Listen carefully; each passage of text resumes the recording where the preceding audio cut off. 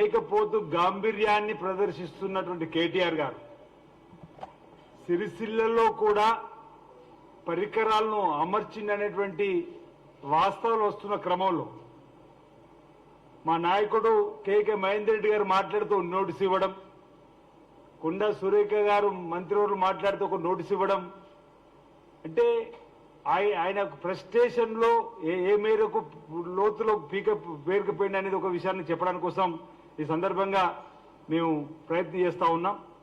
ఈరోజు ఆయనే షరతులు సవాళ్లు విసురుతున్నాడు. గతంలో డ్రగ్స్ విషయంలో మా నాయకుడు అప్పుడు పీసీ అధ్యక్షుడు ఉన్న రేవంత్ రెడ్డి గారు సవాల్ విసిరిండు, గన్ పార్ట్ దగ్గరకు వచ్చి పరీక్షలకు సిద్ధంగా ఉన్నాడు. ఆ రోజు ఆ గన్ పార్ట్ దగ్గర రాకుండా తప్పించుకో తిరిగింది మీరు కాదా కేటీఆర్ అని మేము అడుగుతున్నాం. డ్రగ్స్ విషయంలో అంటే ఛాలెంజ్ విసిరడానికి కూడా ఒక దమ్ము ఉండాలి,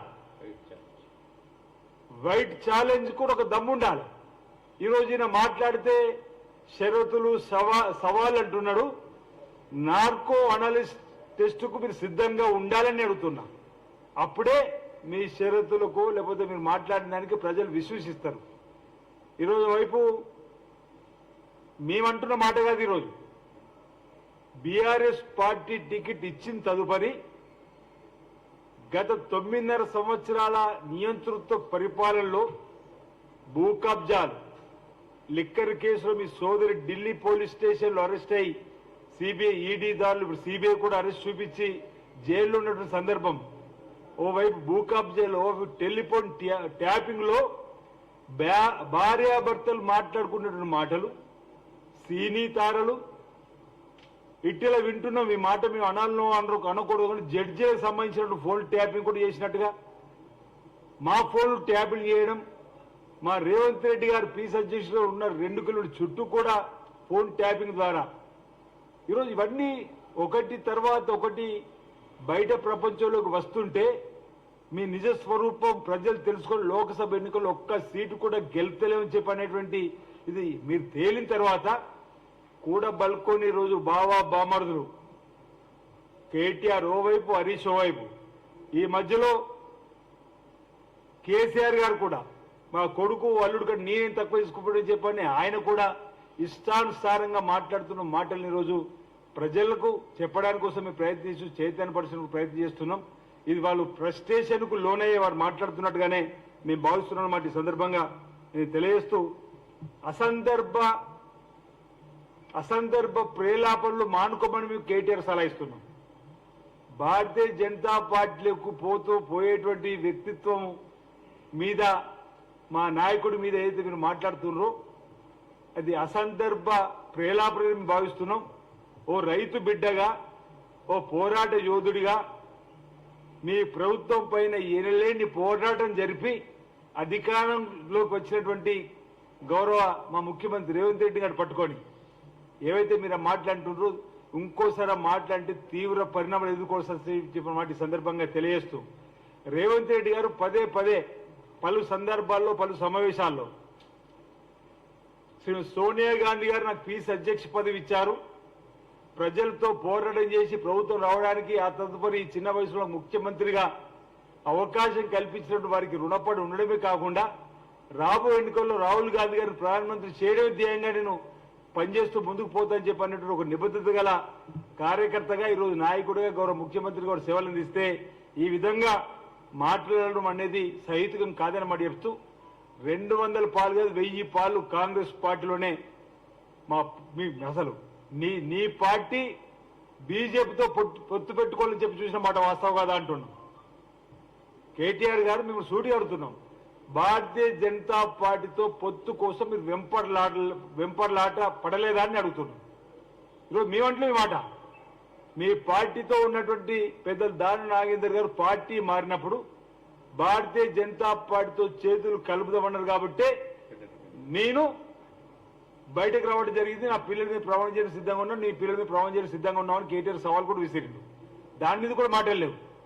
ఈరోజు మతత్వ పార్టీతోటి ప్రాంతాల పేరిట ప్రాంత భాష ప్రయుక్త రాష్ట్రాలుగా విడదీయాలని చూస్తున్నటువంటి భారతీయ జనతా పార్టీతోని ఉండమని ఈరోజు అనేక మంది కాంగ్రెస్ పార్టీలో వస్తున్నటువంటి దాన్ని కూడా జీర్ణించుకోకుండా ఈరోజు ఎటు పడితే అటు ఇష్టానుసారంగా మాట్లాడలు ఏవైతే మానుకోమని సందర్భంగా మేము కాంగ్రెస్ పార్టీ పక్షాన్ని తీవ్రంగా హెచ్చరిస్తా ఉన్నాం. ఈరోజు మా నాయకుడి పైన ఈ విధంగా మీరు మాట్లాడుతూ పోతుంటే తీవ్ర పరిణామాలు మీరు ఎదుర్కోక తప్పదన్నమాట చెప్తూ ఏదో సభలు పెట్టి సమావేశాలు పెట్టి 4 మాటలు మాట్లాడుతున్నారు తిట్లు తిట్టినంత మాత్రం ప్రజలు మీ వైపు ఉంటారు అనుకోవడం మీ భ్రమ. ఆల్రెడీ 9.5 సంవత్సరాల్లో మీరు చేసిన పరిపాలన మేడిగడ్డ పగిలిపోయింది, కుంగిపోయింది. ఇప్పుడు మళ్ళీ వార్తలు వస్తున్నాయి. ఆ రోజు ఇప్పుడు 4 మీటర్ల కంటే పైకి ఇంకా కుంగిపోయిందని చెప్పండి. ఈ రాష్ట్రాన్ని అప్పుల కుప్పగా రాష్ట్రంగా మార్చి 6,70,000 కోట్ల అప్పుకు పోయినటువంటి అంశం కానీ ఈరోజు భూ కబ్జాలు కానీ ఇంతకుముందు చెప్పినట్టుగా అనేక అంశాలలో ప్రజలు మీపై చిత్కారంతో ఉన్నారు. కాబట్టి మీరు ఎటు పాల్పోకుండా ఈ విధంగా ఎన్నికల్లో మా వెంట ఎవరు లేరండి. నిజంగా 9.5 సంవత్సరాలు పరిపాలించిన మీరు ఏ నియోజకవర్గం వెళ్ళినా అక్కడ ఉన్నటువంటి మీ నాయకులు సిట్టింగ్ ఎంపీలు ఎమ్మెల్యేలు ముఖం చాటేస్తున్నారంటే మీ నాయకులే ఏ విధంగా మీరు చిత్కరిస్తున్నారని చెప్పనేది గమనించాలని చెప్పిన సందర్భంగా నేను కోరుతూ మరి రాబో రోజుల్లో ఈరోజు కేటీఆర్కి సంబంధించి అనేక అంశాలు మీకు చెప్పడం జరిగింది. నేను ఎందుకంటున్నంటే ఇటు ఈయన మాట్లాడితే ఆయన కాంగ్రెస్ వచ్చింది కరువు వచ్చిందంటారు. బావ బొమ్మడుగులు పోటీ పడి దానికి తోడు కేసీఆర్ గారు ఒక మాట అన్నాడు. అసలు మేము వచ్చింది చలికాలంలో ఏ రోజున వర్షాలు పడతాయి ఆ మాత్రం ఇంగిత గాలి లేకుండా మాట్లాడడం ప్రజలందరూ కూడా గమనిస్తున్నారు. చలికాలం తర్వాత వచ్చేది ఎండాకాలం కూడా వర్షాలు పడాయి. ఎండాకాలం తర్వాత వచ్చేది వర్షాకాలం.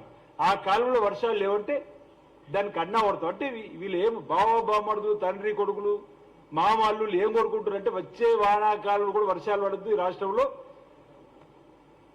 అంటే రైతులు ఇబ్బంది పడాలి, ప్రజలు ఇబ్బంది పడాలి, దాంతో ప్రభుత్వం ఇబ్బంది పడాలని చెప్పి కోరుకుంటారని అడుగుతున్నా. పగోడికి కష్టం వస్తే అయ్యో పాపం అనే సంస్కృతి తెలంగాణలో ఉంటే అలాంటి మీరు అధికారం కోసం ఈ విధమైనటువంటి దుష్ప్రచారం మానుకోవాల్సిందిగా ఈరోజు 10 టీఎంసీల నీరు అక్టోబర్ 20 నాడు వదిలిపెట్టింది మీరు కాదంటారు సముద్రాలకి. ఈరోజు వారి ఇష్టానుసారంగా ఏదైతే మాట్లాడుతూ వాటిని మీ ప్రజలకు చెప్పడానికి కోసం ప్రయత్నం చేస్తున్నాం. రాబో రోజుల్లో మేము కాంగ్రెస్ ప్రభుత్వం ఇచ్చిన 6 గ్యారెంటీలు ఇప్పటికే అమలు చేస్తూ ముందుకు పోతా ఉన్నాం.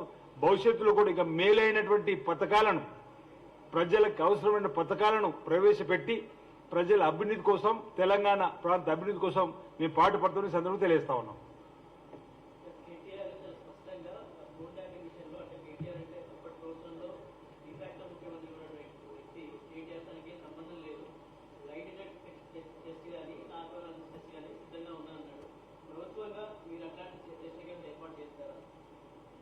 తప్పనిసరిగా ఆయన రావడానికి సిద్ధపడితే చేయడానికి మీకు సిద్ధంగా ఉంది. ఇంతకుముందు అదే చెప్పిన డ్రగ్స్ అంశంలో మా నేను సవాల్ విసిరానికి కూడా దమ్ము ధైర్యం కావాలి. మా నాయకుడు ఆ రోజు వచ్చిండు, ఈయన తప్పించకపోయింది. ఆ రోజు ఈరోజు పేపర్ ప్రెస్ మీట్కే పరిమితం కాకుండా రమ్మంటున్నాం ఆయన ఏ ఆసుపత్రికి వచ్చి లేకపోతే లేదు మా పోలీసు పరంగా ఎక్కడైతే వారికి టెస్ట్ చేయడానికి ఆయనకు అవకాశం టైం ఇస్తాడో మేము ఏర్పాటు చేయడానికి సిద్ధంగా ఉంటాం. అరే సవాల్ నువ్వు విసిరినావు కదా, రమ్మంటున్నావు కదా. సవాల్ మా నాయకుడు దమ్ము ధైర్యం ఉన్న మా నాయకుడు సవాల్ విసిరిండు. ఏది డ్రగ్స్ పైన గన్ పార్క్ దగ్గరకు వస్తామన్నాడు, వచ్చిండో లేదు మా నాయకుడు. తప్పించి దిగు నువ్వు ఈరోజు సవాల్ విసిరి ఎక్కడో కాదు, నీవు రావడానికి టైం చెప్పు, ఆ టైంలో మేము ఏర్పాటు చేస్తాం. మా ప్రభుత్వం తప్పనిసరిగా చేయడానికి నార్కో ఆన్లైన్ టెస్ట్ చేయడానికి సిద్ధం. ఎందుకంటే మాట్లాడితే అబద్ధాలు. ఈరోజు ఒక్కొక్క నిజం బయటపడుతుంది. టెలిఫోన్ ట్యాపింగ్ అంశంలో అసలైన దోషి కూడా తప్పనిసరిగా శిక్ష అనేది పడుతుంది. అది రాబో రోజుల్లో మనం చూస్తాం.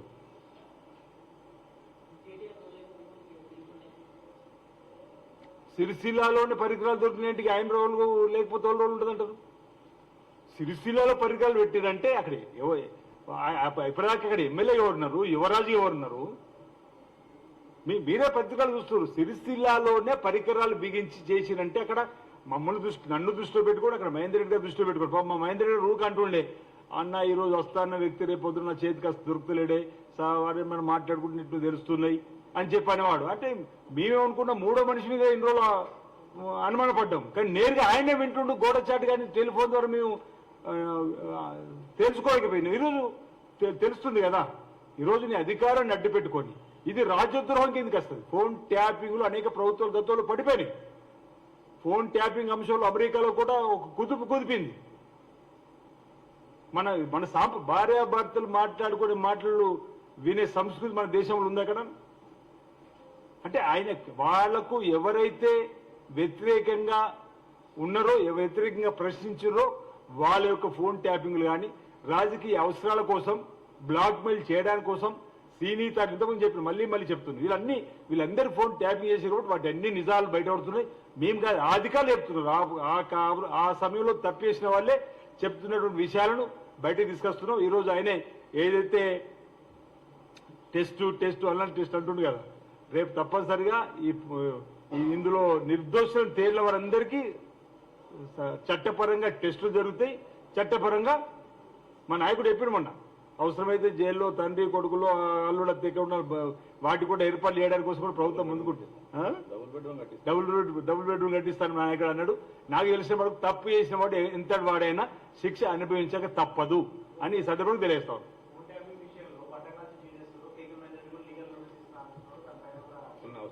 నేను అదే అంటున్నాను. బట్టగాల్చి గుమ్మడికాయ దొంగ అంటే భుజాలు అడుక్కున్నాడు ఈరోజు కేటీఆర్ గారు. కేసీఆర్ సిరిసిల్లాలో పరికరాలను బిగించి అక్కడ ఫోన్ ట్యాపింగ్ చేసినట్టు అర్థం ఎవరిది?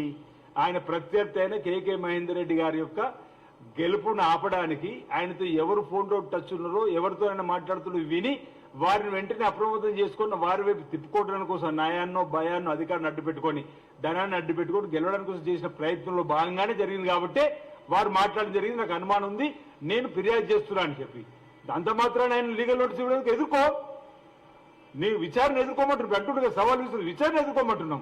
ఈ రోజు నేను కూడా అంటున్నా, వేములవాడ సంబంధించినటువంటి పోలీస్ అధికారి బిఫోర్ ఎలక్షన్ 8 months ఒక వ్యక్తులను పలానా రోజున ఆదిశ్వాసంతో ఎందుకు మాట్లాడినావు అని చెప్పండి. అతను నాకు కలిసి చెప్పిండు, అన్న మీతో పలానా రోజున మాట్లాడిన అంశం నన్ను పోలీస్ అధికారి అడిగిండని.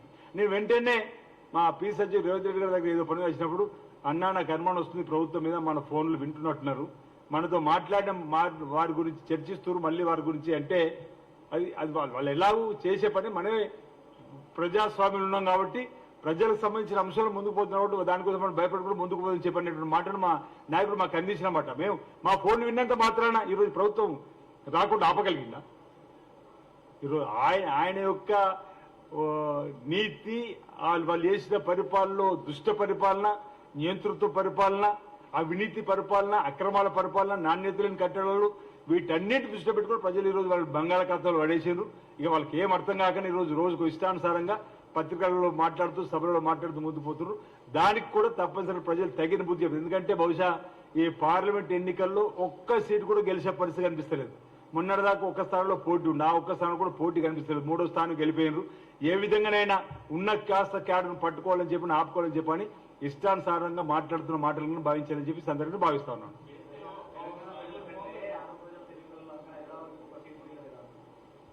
ఇప్పుడు తెలంగాణ ప్రాంతాన్ని ఒక రాష్ట్రంగా చూసినప్పుడు ప్రజలు మాకు మ్యాండేట్ ఇచ్చారు. మాకు 64 స్థానాలు ఇచ్చిండ్రు. ఒక స్థానం మా మిత్రపక్షం సిపిఐకి ఇచ్చిండ్రు. అందులో 60 స్థానాలు. ఆ తదుపరి అధికారంలోకి వచ్చిన తర్వాత ఇక్కడ ఉన్నటువంటి నాయకత్వం కూడా దారా నాగేందర్ గారు కాంగ్రెస్ పార్టీ విధానాలను చెందుకొని రావడం జరిగింది. ఇప్పుడు ఆయన మతత్వ పార్టీతో పోతున్న చెప్పండి. ఇంకా రాబో రోజులు కూడా మాతో చేతులు కలపడానికి లేదా రేపు ఎన్నికల్లో కూడా ఇక్కడ ఫలితాలు చూస్తారు కదా. తప్పనిసరిగా అంటే ఇక్కడ ఉన్న వాళ్ళే గొప్ప, అక్కడ వాళ్ళు గొప్ప అన్న కాకుండా మాకు మ్యాండేట్ ఇచ్చారు రాష్ట్ర ప్రభుత్వం ఏర్పడడానికి. మీ అందరి గౌరవాన్ని కాపాడుకుంటూ ముందుకు పోతుందని తెలియస్తా ఉన్నాం.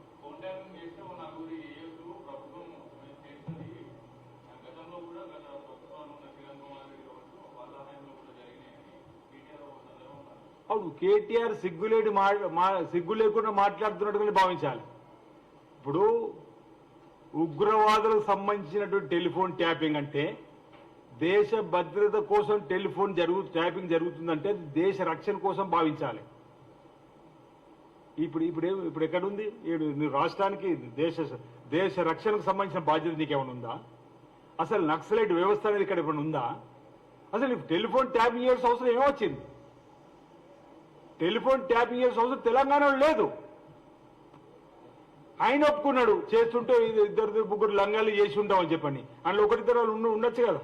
అందుకే అంటున్నా ఇప్పుడు ఈ ప్రభుత్వం ఈ టెలిఫోన్ ట్యాపింగ్ వ్యవహారంలో నిజాలను వెల్లడించే క్రమంలో అసలైన దొంగ ఎవడో తేల్తారు. ఆ దొంగకు తగిన రీతిలో పోలీసుల చేత చట్టం చేతిలో శిక్ష అనేది జరుగుద్ది, పడుతుందని చెప్పి మాట తెలియజేస్తా ఉన్నాం.